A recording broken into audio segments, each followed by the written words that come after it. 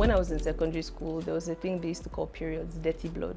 A woman is dirty once a month when that happens. You are not fit to pray when you're menstruating. I heard a story once whereby a boy was saying that once a girl is menstruating, she's a witch.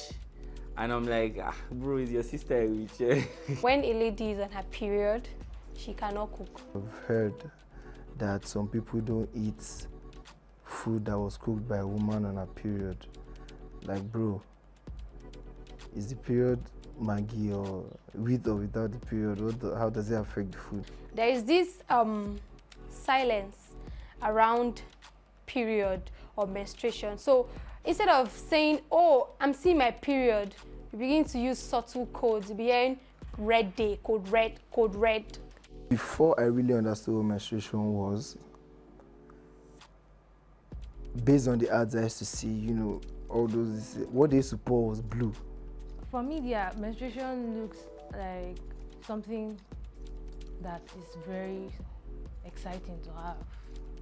You see them jumping when they give you a sanitary pad.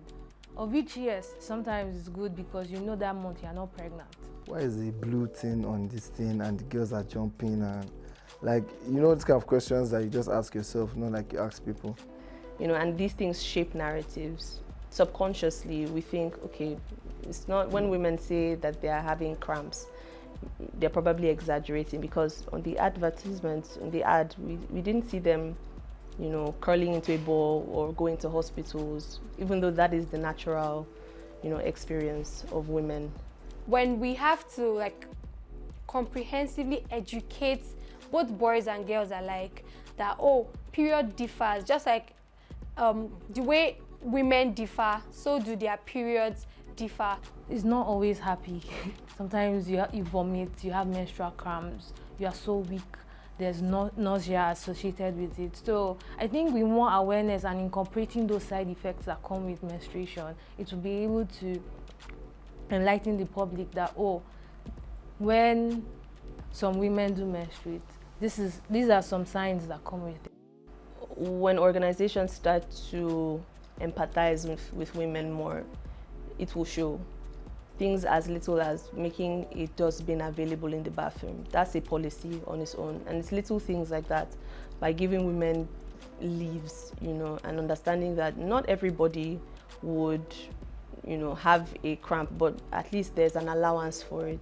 Like where I worked before, they thought that if I had like a menstrual cramp, I was trying to dodge or coming to work, but I was experiencing these things, but also because it looked like, how come you are the only one every month amongst the other women experiencing menstrual cramps? So it looked like I was telling a lie, but these are things that happen to women every month. So when you're able to understand that, you'll be able to show empathy towards any woman around you that is experiencing maybe a menstrual issue. For example, maybe she has cramps or she's just crying and you're looking at her like, what's happening to you? Men and boys need to be more understanding of women when they are going through menstruation.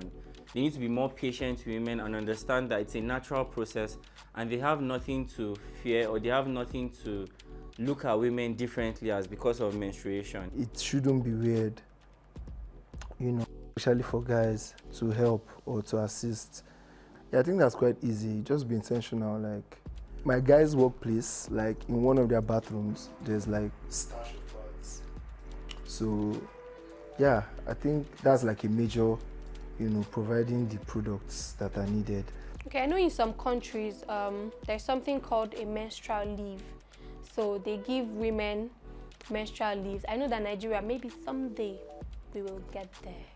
But for now, since we cannot like afford to have menstrual leaves, the best thing any organization can do is to ensure that ladies have a safe place to manage their menstruation if they're at work. If we integrated these things subtly into curriculum and made it a policy action such that we're not making it a grand thing. We don't have to have a party to talk about menstruation, but we can talk about it a little, just a little at a time, integrate it into curriculum so that from childhood, up to adulthood or adolescence, we have been engaging in conversation, so it's now normalized. So I think that's one innovative way that we could probably normalize it among